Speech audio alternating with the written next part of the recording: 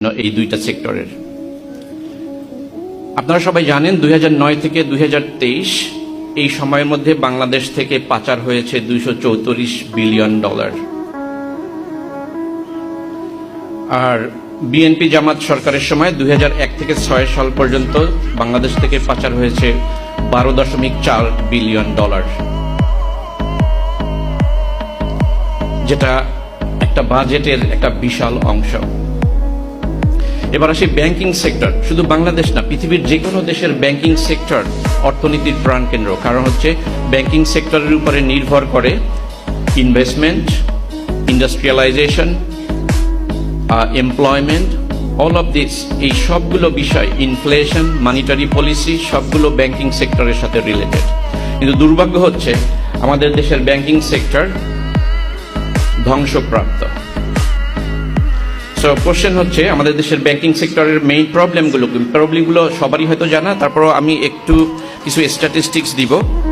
Number 1 problem হচ্ছে ভয়াবহ ঋণ খেলাপি।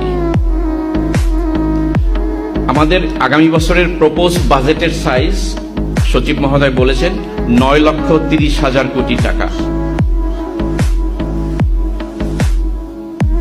বাংলাদেশে খেলাপি ঋণের পরিমাণ 6,30,000 কোটি টাকা। সো আপনারা একটু ভেবে দেখুন, একটা বাজেটের প্রায় 75% আমাদের খেলাপি ঋণ আছে।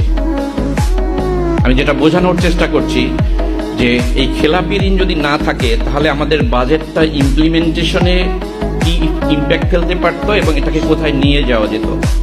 কারণ একটু আগে সিপিডির গবেষক উনি বলেছেন যে আসলে ইমপ্লিমেন্টেশন করা যায় না, কারণ হচ্ছে আমাদের তো সেই পরিমাণ টাকা নেই।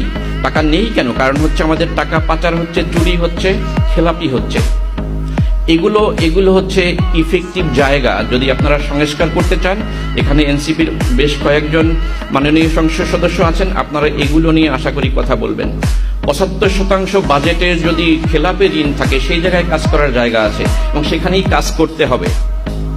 কারণ হচ্ছে এই টাকাগুলো তো ছিল, সেটা নাই হয়ে গিয়েছে আমাদের অর্থনীতি থেকে পাচারের জন্য, দুর্নীতির জন্য। এরপরে আসি যে রাজনৈতিক প্রভাব এবং লুটপাট, এটা করে ব্যাংকিং সেক্টরকে অলমোস্ট খালি করে দেওয়া হয়েছে বছরের পর বছর ধরে। $17 বিলিয়ন শুধু ব্যাংকিং সেক্টর থেকে লুট হয়েছে, যেটা আমাদের অ্যানুয়াল ডেভেলপমেন্ট প্রোগ্রামের 66